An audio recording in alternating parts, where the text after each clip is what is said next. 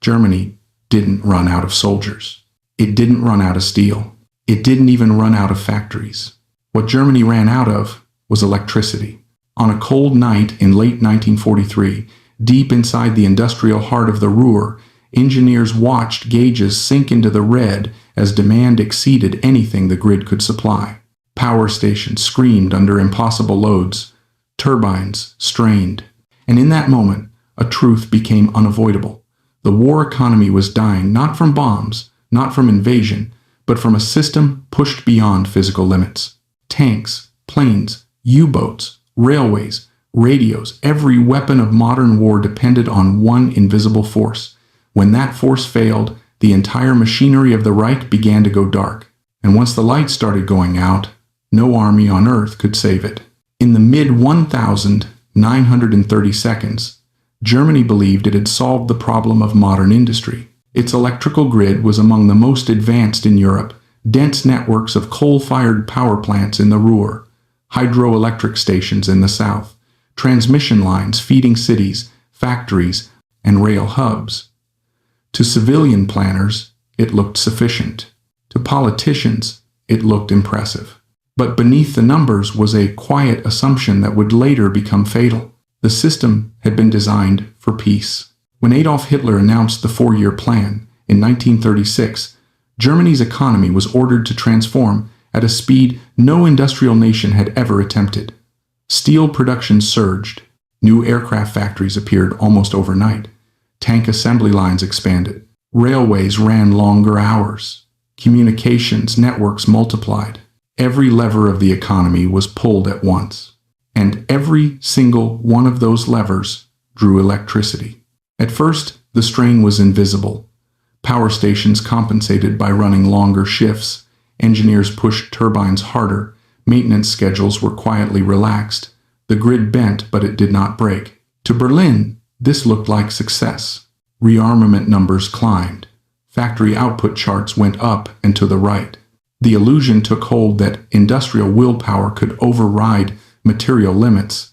But electricity does not respond to ideology. By 1938, Germany's power generation was already operating near its ceiling. New plants were proposed, but they required steel, copper, turbines, skilled labor, and most critically, time. All of those were being diverted to weapons production instead. Every megawatt added to the grid meant fewer guns, fewer tanks, fewer aircraft. Faced with that choice, the regime always chose weapons. No one wanted to be the man who told Hitler that the lights mattered more than the guns. Inside power stations across the Ruhr, engineers began seeing warning signs, load curves that never dipped, frequency fluctuations that hinted at instability, equipment wearing out years ahead of schedule. These were not dramatic failures, just small deviations, easily dismissed, quietly logged, and politically dangerous to emphasize. Germany was building a war machine that demanded more energy every month, while the system feeding it remained almost static. By the time war broke out in 1939, the Reich had locked itself into a trap. The factories that symbolized German strength were already consuming electricity faster than the grid had been designed to supply.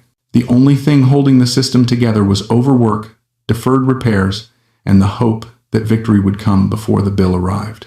That bill was already accumulating, and it would come due long before the bombs began to fall. The electrical crisis stopped being theoretical the moment Germany tried to solve its fuel problem. Germany had oil shortages long before the war began. Imports were vulnerable. Blockades were inevitable. To Adolf Hitler, dependence on foreign fuel was a strategic nightmare. The solution, on paper, looked brilliant. Synthetic fuel. Turn coal into oil. Power tanks, aircraft, trucks, and submarines without relying on imports. What the planners underestimated was the price. Synthetic fuel plants were not just factories. They were chemical monsters. Massive hydrogenation towers, compressors running day and night, high-pressure reactors that consumed electricity at levels unheard of in conventional industry. Producing fuel this way didn't save energy, it devoured it. By the early 1940 seconds, Germany's synthetic fuel network had become the single largest drain on the national electrical grid. Inside facilities like Leuna and Merseburg, electricity flowed not into weapons, but into the ability to make fuel for weapons. Every barrel of synthetic oil required staggering amounts of power. Engineers knew the numbers. Power station managers saw the draw. Quiet internal estimates suggested that by 1942, a quarter to a third of all electricity in Germany was being consumed just to keep synthetic fuel production running. The war economy had entered a loop. Electricity was needed to make fuel. Fuel was needed to generate electricity. Both were needed to build weapons. There was no surplus anywhere in the system. When Albert Speer took control of armaments production in 1942, he inherited this contradiction fully formed. Speer was not ignorant of technical systems. He understood bottlenecks. He understood throughput. He understood that factories were being throttled not by labor or raw materials, but by power. Yet, even Speer could not solve the central problem. You cannot conjure megawatts out of administrative efficiency.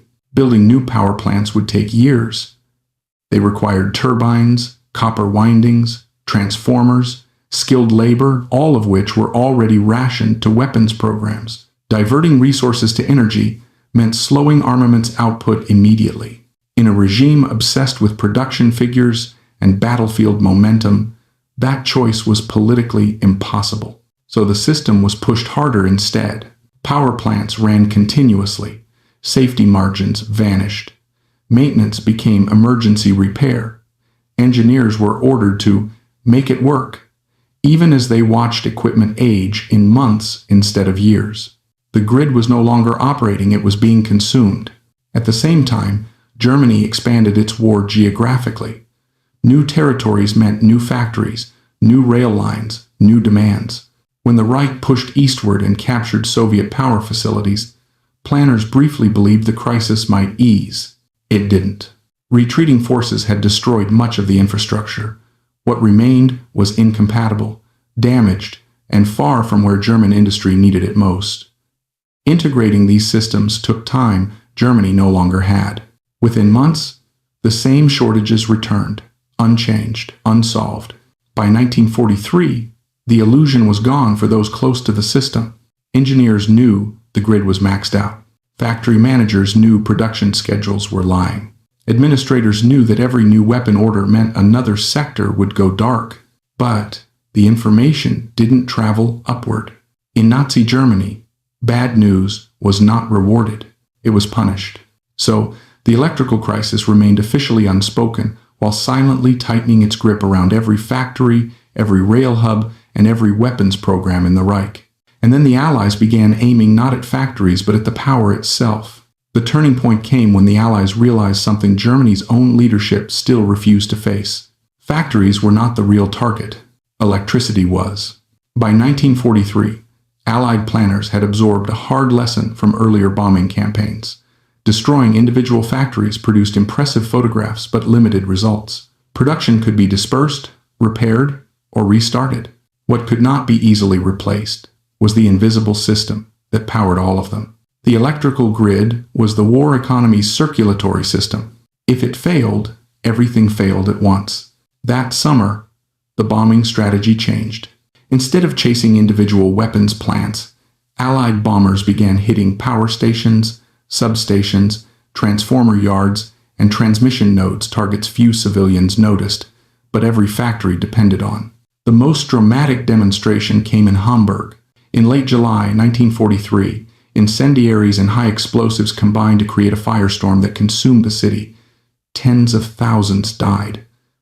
But beyond the human catastrophe was an industrial one. Hamburg's electrical infrastructure was crippled. Major power plants were knocked offline. Transmission lines collapsed. Substations burned. Across northern Germany, factories went dark almost simultaneously. Assembly lines stopped mid-shift. Machine tools froze in place. Rail yards fell silent. Weapons production didn't slow, it ceased. Not because workers were dead or buildings destroyed, but because electricity was gone. And electricity could not be rerouted fast enough. Germany's grid lacked redundancy. It had been built for efficiency, not resilience. Major node failed. Entire regions lost power. Repairs required transformers, copper, skilled crews, and time, all of which were now under constant air attack. From that point on, the electrical crisis was no longer theoretical or hidden. It was visible, measurable, and accelerating. By 1944, Allied bombers focused heavily on synthetic fuel plants not only because fuel mattered, but because these facilities were electrical black holes. Every damaged plant created two crises at once: less fuel and wasted electricity diverted into a broken system. The effect cascaded. Less fuel meant fewer trains. Fewer trains meant coal didn't reach power plants. Less coal meant less electricity. Less electricity meant factories shut down. Each failure reinforced the next. German engineers tried desperate measures. Power was rationed by the hour. A factory might receive electricity for a few hours, produce as much as possible, then go dark so another facility could briefly operate. Efficiency collapsed. Machines hate being stopped and started. Output plunged even where buildings still stood. The military felt the impact immediately. Shipyards could not finish submarines. Aircraft plants could not maintain engine tolerances. Rail networks failed to move units at scale. Advanced weapons existed on paper, but the grid could no longer support their production. By the winter of 1944, Germany was no longer fighting a war of attrition against enemy armies. It was fighting a war against arithmetic. Every day, demand exceeded supply. Every repair took longer than the damage that followed. Every decision about electricity meant choosing which part of the war effort would die next, and there were no good choices left. The bombs had not destroyed Germany's war economy in one blow. They had removed the power that kept it alive. From that moment on, the outcome was no longer a question of strategy or courage. It was a countdown. Why late? 1944. The electrical crisis stopped being an industrial problem and became a battlefield one. Germany still had soldiers. It still had factories. It still had designs for advanced weapons. What it no longer had was continuous power. Inside the Reich, electricity was now rationed like food. Power authorities issued schedules deciding which factories would run and which would go dark. A tank plant might receive electricity for 6 hours, then shut down so an aircraft factory could operate for 4. Submarine yards lost power so rail lines could function. Cities were blacked out not for air defense, but because there was nothing left to distribute. Production became fragmented and inefficient. Machines designed for constant operation were repeatedly shut down and restarted, destroying tolerances and output rates. Skilled workers stood idle beside intact equipment, waiting for the lights to come back on. Entire shifts were wasted not by bombing, but by silence. This was the environment in which Germany attempted its last great gamble. In December 1944, Hitler launched the Battle of the Bulge. On paper, it was bold. In reality, it was electrically impossible. Tanks required fuel. Fuel required synthetic plants. Synthetic plants required electricity. None of those links were intact anymore. German units entered the Ardennes already rationed. Tanks stalled, not because of enemy fire, but because fuel trucks never arrived. Rail lines feeding the front failed repeatedly due to power outages. Communications broke down as electrical systems faltered. The offensive collapsed not under Allied brilliance but under logistical paralysis. The same story repeated across the armed forces. The Navy had submarines sitting in pens that could not sail. Shipyards lacked power to finish engines and batteries. Even completed boats often remained idle. There was no fuel to justify deploying them. The Air Force faced an even crueler irony. Germany possessed the most advanced jet fighter of the war. But jet engines demanded precision manufacturing, stable power, and enormous electrical input. Factories could not sustain production runs. Pilots could not be trained. Fuel and electricity were both rationed. The weapon arrived too late, too slowly, and in numbers too small to matter. By early 1945, the crisis had turned grotesque. Power engineers received demands that exceeded the entire national capacity. When they failed, they were accused of sabotage. There was no sabotage, only mathematics. You cannot generate electricity you do not have. You cannot distribute power through shattered lines. You cannot fight modern war in the dark. The electrical grid had become the final bottleneck, one no heroism could overcome. As Allied armies closed in from west and east, Germany's war economy wasn't just damaged, it was intermittent. A nation fighting by flickering light cannot sustain mechanized warfare, and the flickering was about to stop entirely. By the spring of 1945, Germany's electrical system no longer functioned as a grid. What remained were isolated pockets of generation-damaged power plants producing electricity that often couldn't be transmitted anywhere useful. Transmission lines were cut, substations were destroyed, switching yards were rubble. Even when turbines still turned, the power died close to the source. Cities went dark for reasons that had nothing to do with air raids. Factories that had survived years of bombing stood intact but useless. Assembly lines froze permanently. Rail networks failed as signaling systems lost power. Communications collapsed not because wires were cut, but because there was nothing left flowing through them. The war economy didn't end in an explosion. It ended in silence. Engineers across Germany knew the truth before politicians admitted it. The system was finished. There was no recovery curve, no emergency fix, no reserve capacity left to draw upon. Electricity, the foundation of modern warfare, had fallen below the minimum required to sustain the state. Even if the fighting had stopped overnight, weapons production could not have resumed. In Berlin, as Soviet forces closed in, the last power stations shut down or were destroyed. Government offices operated by candlelight, telephone exchanges failed, transportation stopped. The capital of the Reich surrendered in near total darkness. Not metaphorically, literally. Germany had entered the war believing that willpower, organization, and speed could overcome material limits. The electrical crisis proved the opposite. No ideology can override physics. No amount of courage can replace megawatts. No military brilliance can function when the infrastructure beneath it collapses. The Allies did not just defeat Germany's armies, they exhausted the system that fed them. And that is why the war ended the way it did, not only with tanks in the streets and flags over ruins, but with the quiet realization that the lights were never coming back on. Germany did not lose World War II in a single battle.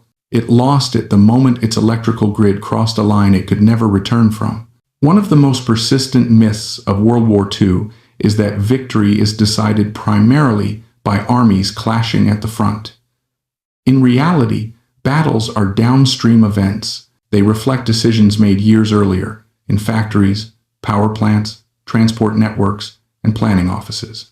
Germany entered the war with formidable armed forces, advanced weapons designs, and a population mobilized for sacrifice. What it did not have was an energy system scaled for total war. Electricity powered everything: steel mills, chemical plants, rail signaling, communications, shipyards, aircraft factories. Once the electrical grid reached its ceiling, every other part of the war effort became fragile. This exposes a hard truth. You cannot fight a modern war without excess energy capacity. A system designed to operate at or near 100% in peacetime will collapse under wartime stress. Wartime systems require redundancy, slack, and resilience, not just efficiency. Germany optimized for speed and output, not sustainability. That choice shaped the entire war. Ideology cannot override physics. Authoritarian regimes often believe that willpower can overcome material constraints. Nazi ideology was especially hostile to the idea of limits, admitting that something as mundane as electricity could constrain Germany's destiny was ideologically unacceptable. But physics is indifferent to ideology. Electricity generation is governed by hard realities: turbine capacity, fuel supply, transmission limits, maintenance cycles. No speech, no decree, no purge can change those facts. Germany tried to substitute political pressure for physical capacity, and the result was predictable. Power plants were run beyond safe margins. Maintenance was deferred. Equipment aged rapidly. Failure became cumulative.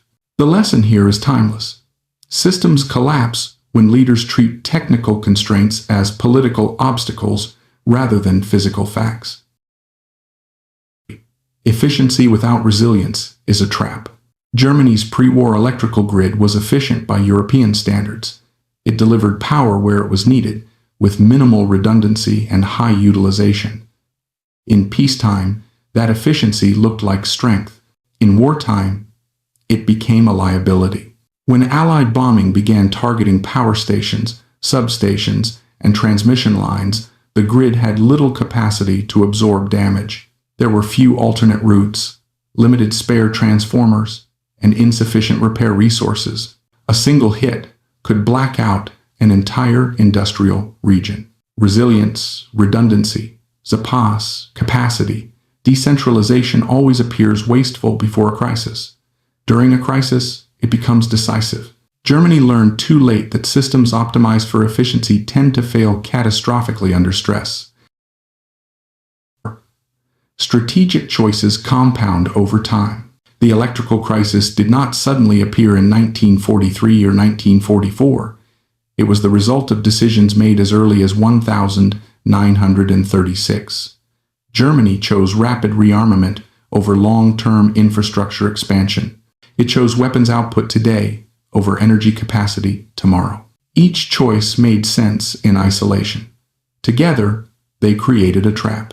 Once the war began, Germany no longer had the time, materials, or strategic freedom to fix the underlying problem.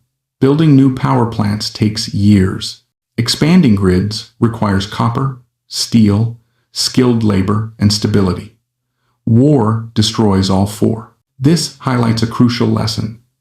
Early strategic decisions shape the range of options available later. Systems fail, not because of one mistake, but because of long chains of rational choices that ignore cumulative risk. Synthetic fuel revealed the danger of self-reinforcing loops. Germany's synthetic fuel program is a textbook example of a self-reinforcing systemic failure. The program was designed to solve fuel shortages. Instead, it created an energy sink so large that it accelerated grid collapse. Electricity was consumed to make fuel. Fuel was needed to generate electricity, and both were needed to produce weapons. There was no surplus anywhere in the loop. Once bombing disrupted any part of this cycle, the entire system unraveled. Power shortages reduced fuel output, fuel shortages reduced power generation, production collapsed even where factories were undamaged. The lesson is clear. Complex systems with circular dependencies are extremely fragile under stress. When every component depends on every other component, failure propagates instantly. 6. Administration cannot substitute for capacity. Albert Speer is often praised for increasing German armaments output despite Allied bombing. And in relative terms, he did improve efficiency.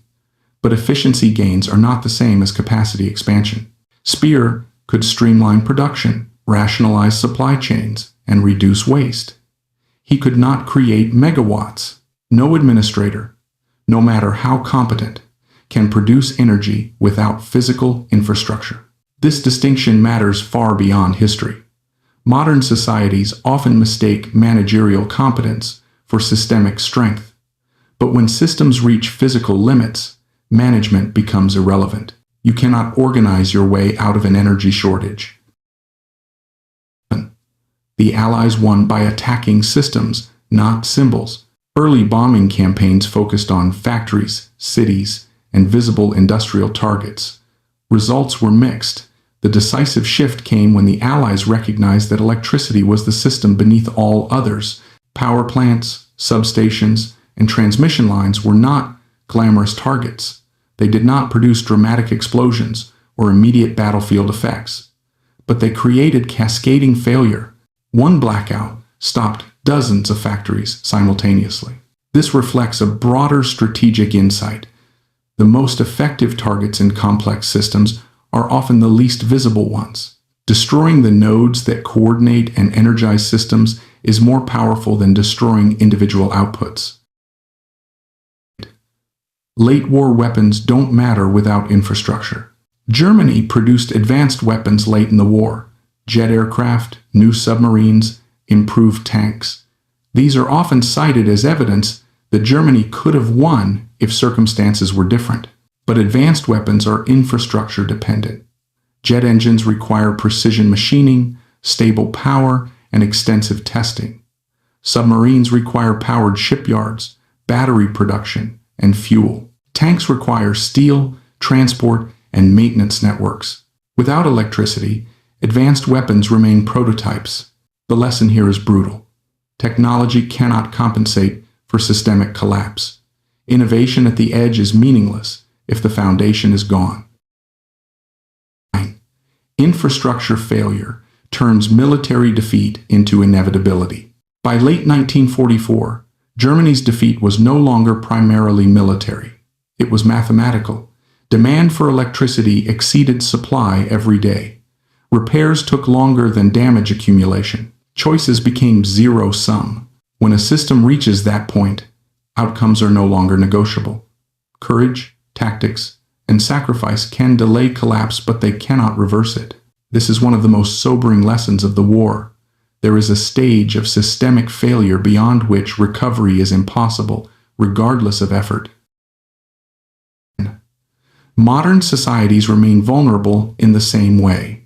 It is tempting to view Germany's electrical collapse as a historical anomaly. It is not.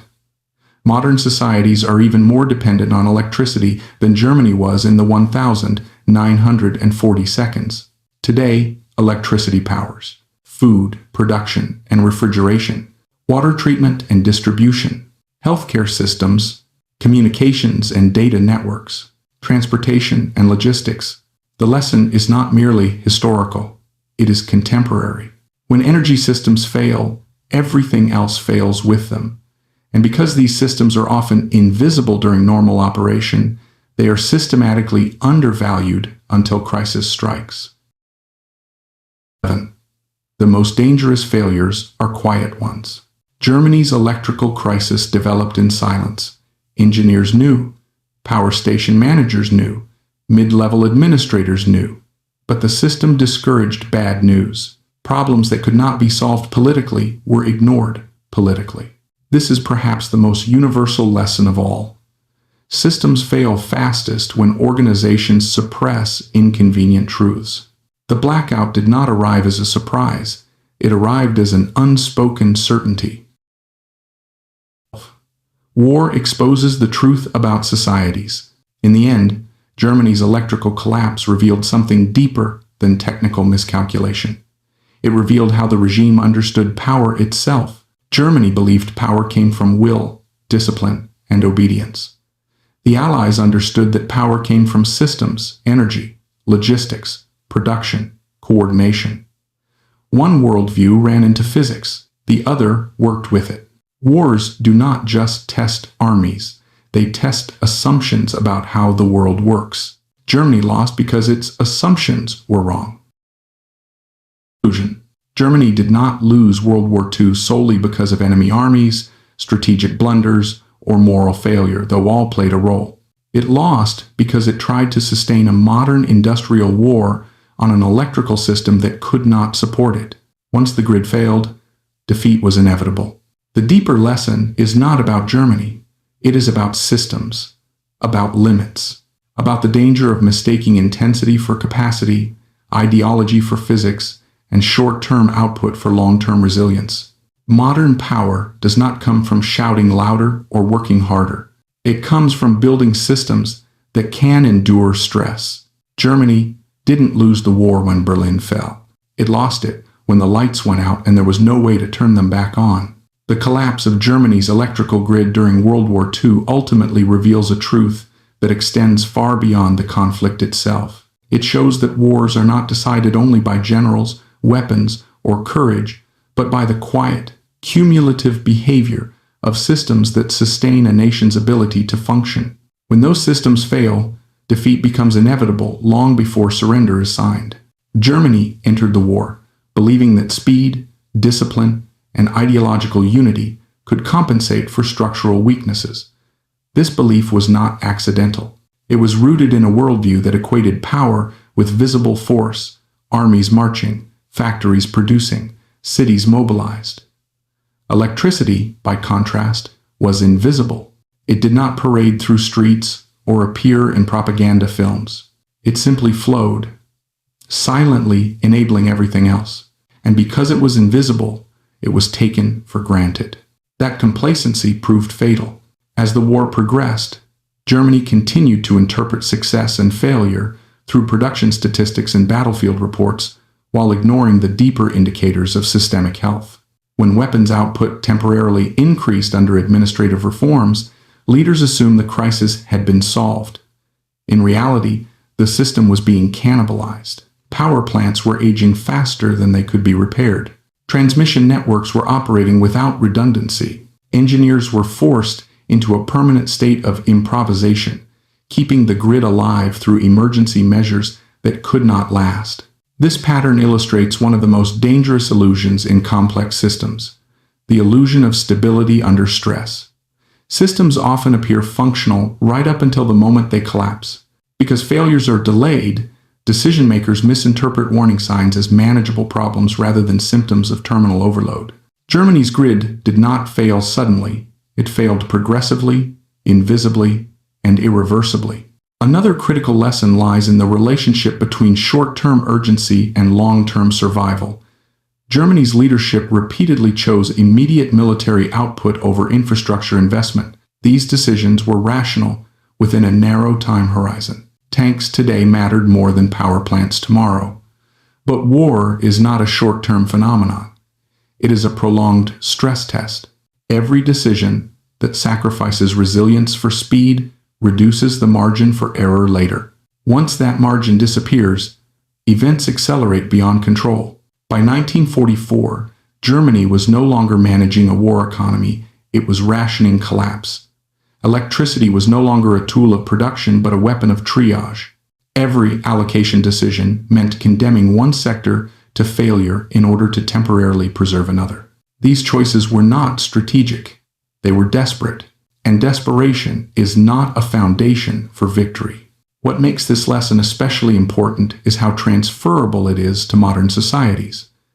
Today's nations rely on electrical systems far more complex and interconnected than those of the 1940s. Digital networks, automated logistics, healthcare systems, financial markets, and food supply chains all depend on continuous, stable power. A failure in the electrical grid today would cascade faster and more comprehensively than anything Germany experienced during the war. And yet, the same vulnerabilities remain. Modern systems are optimized for efficiency, not resilience. Spare capacity is minimized. Redundancy is treated as waste. Infrastructure investment is postponed because its benefits are invisible during normal operation. These are precisely the conditions that made Germany's collapse inevitable once stress exceeded design limits. German experience also demonstrates how authoritarian decision-making accelerates systemic failure. When institutions punish the delivery of bad news, problems do not disappear, they metastasize. Engineers in Germany understood the electrical crisis long before it became public. But acknowledging it openly would have meant confronting ideological assumptions and political authority. Silence became survival, and silence allowed collapse to proceed unchecked. This dynamic is not unique to dictatorships. Any system, corporate, political, or military, that discourages honest reporting of constraints will eventually fail in the same way. Reality does not negotiate. It only accumulates. Perhaps the most sobering lesson of all is this: there is a point beyond which recovery is impossible. Germany crossed that point when its electrical grid lost the ability to sustain continuous industrial activity. After that, even perfect strategy could not have saved the war effort. Defeat was no longer contingent, it was locked in by mathematics. This challenges the comforting belief that determination can always reverse decline. In reality, determination only matters when systems still function within recoverable limits. Once those limits are exceeded, effort accelerates exhaustion rather than recovery. In the end, Germany did not lose World War II solely because of Allied armies advancing on Berlin. It lost because the foundation of its industrial power collapsed beneath it. The blackout that spread across factories, railways, and cities was not merely a symptom of defeat, it was its cause.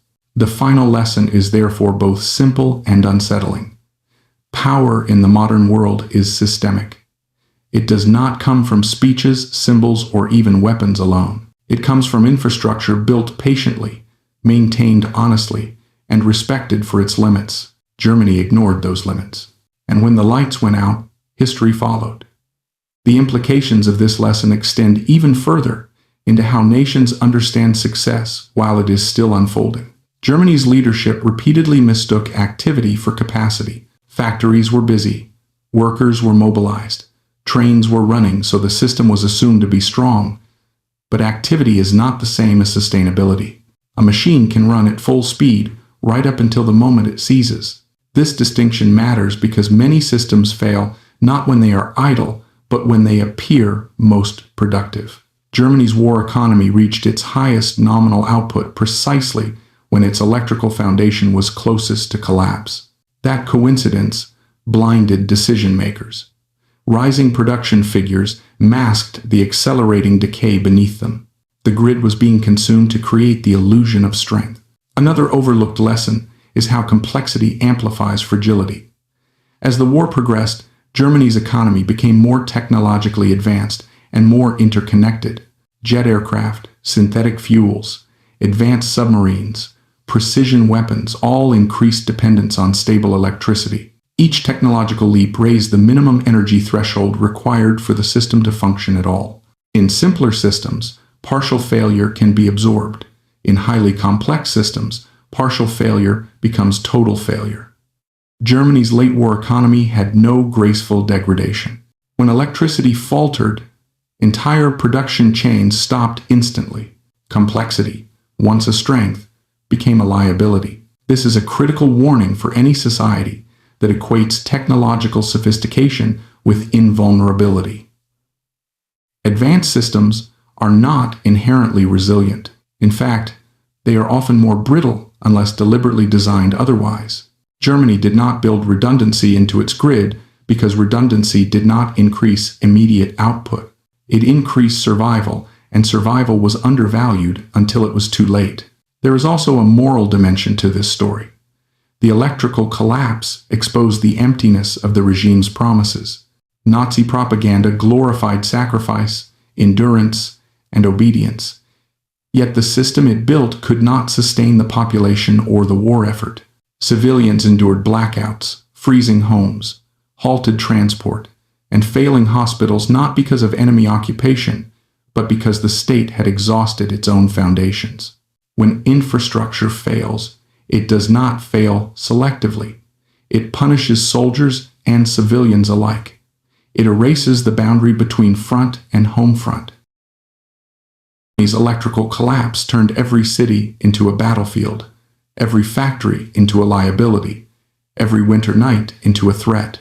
In that sense, the grid did not merely support the war, it defined its limits. The final months of the war reveal the ultimate consequence of systemic failure: loss of agency. By 1945, Germany was no longer choosing its actions, it was reacting. Decisions were driven by shortages rather than strategy. Operations were planned around what little power remained rather than what was militarily optimal. This is the hallmark of collapse, when systems dictate choices instead of leaders. At that stage, even surrender became inevitable. Not because of moral awakening or political realization, but because the state could no longer function. A nation without electricity cannot communicate, coordinate, or command. Defeat was embedded in the infrastructure. Looking back, it becomes clear that Germany's greatest miscalculation was not tactical or even strategic, it was systemic. The regime believed war was a contest of will. The Allies understood it as a contest of systems. One side pushed harder, the other built deeper. And depth wins. The enduring lesson is not that Germany should have built more power plants instead of tanks. It is that power itself must be understood correctly. True power lies in the capacity to sustain effort over time, to absorb shocks, to repair faster than damage accumulates, and to operate within physical limits rather than denying them. History did not punish Germany for lacking ambition. It punished Germany for ignoring reality. When the lights went out, the war was already over. The collapse of Germany's electrical grid during World War II ultimately forces us to reconsider how power is defined, measured, and misunderstood in modern societies. The Reich did not fail because it lacked ambition or technological skill. On the contrary, it possessed some of the most advanced engineers, scientists, and industrial planners of its time. What it lacked was a correct understanding of how systems behave under prolonged stress. Germany treated electricity as a supporting detail of war rather than its foundation. That misjudgment shaped every major decision that followed. At the heart of the problem was a confusion between mobilization and capacity. Mobilization is the act of activating resources, workers, factories, raw materials. Capacity is the ability to sustain that activation without collapse. Germany excelled at mobilization. It failed catastrophically at capacity planning. The electrical grid became the clearest manifestation of this failure because it was both indispensable and finite. In the early years of the war, the grid's endurance created a dangerous illusion. Power plants continued to function despite overload. Engineers compensated through skill and improvisation. Breakdowns were repaired just quickly enough to avoid public acknowledgement of crisis. This fostered the belief that the system could always be pushed further. What leaders failed to grasp was that every emergency fix consumed future stability. This is a recurring pattern in human systems. Temporary solutions are mistaken for permanent ones. Short-term survival is confused with long-term viability. Germany's grid survived early overloads not because it was strong enough, but because it had not yet exhausted its accumulated reserves of reliability. Once those reserves were gone, collapse accelerated. Another lesson lies in how invisible constraints are systematically undervalued. Weapons output could be counted. Soldiers could be paraded. Factories could be photographed. Electricity could not. Its importance was assumed rather than measured in strategic terms. As a result, electrical capacity never received the political protection granted to more visible elements of the war effort. This invisibility had consequences. When resources became scarce, electricity lost every internal competition. Steel went to tanks instead of turbines. Copper went to ammunition instead of transmission lines. Skilled labor went to weapons plants instead of power stations. Each decision seemed logical in isolation. Collectively, they dismantled the foundation of production itself. Germany's leaders did not destroy their grid deliberately. They dismantled it by neglect. The electrical crisis also highlights a critical distinction between local success and systemic failure. Individual factories sometimes exceeded production targets even late in the war. These successes were celebrated as proof of resilience, but they masked the reality that the system as a whole was deteriorating.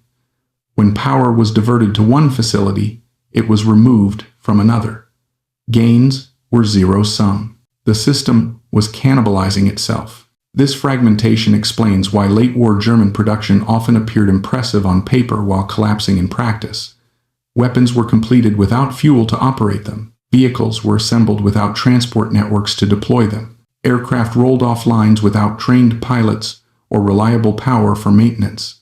The grid's failure turned industrial output into unusable artifacts.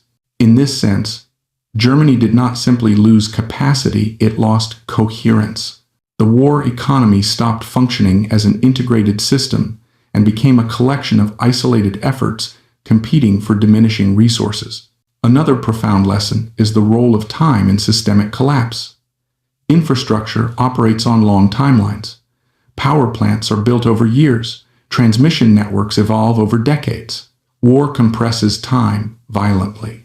Decisions that would be manageable in peacetime become irreversible under combat conditions. Germany entered the war without having invested sufficiently in future electrical capacity.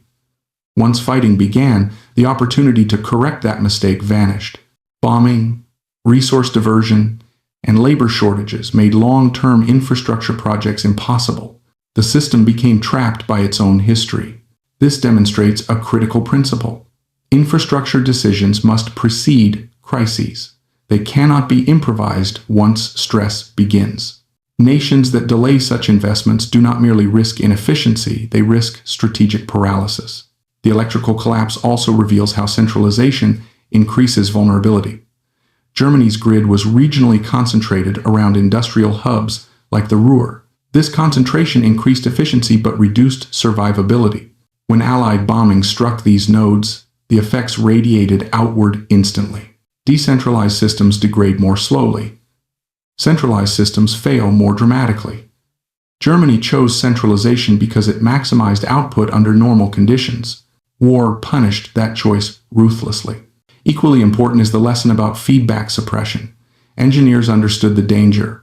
Mid-level administrators understood it. But information flows upward only when institutions permit it.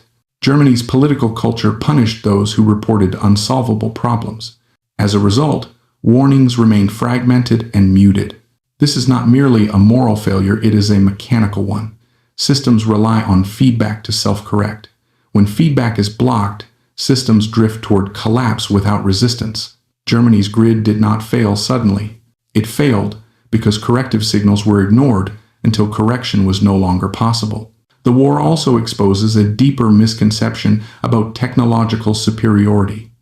Germany believed that advanced weapons could compensate for material and infrastructural deficits. This belief persists in many modern strategic cultures. But advanced technology raises baseline requirements. It increases dependence on stable power, precision manufacturing, and logistical continuity. Germany's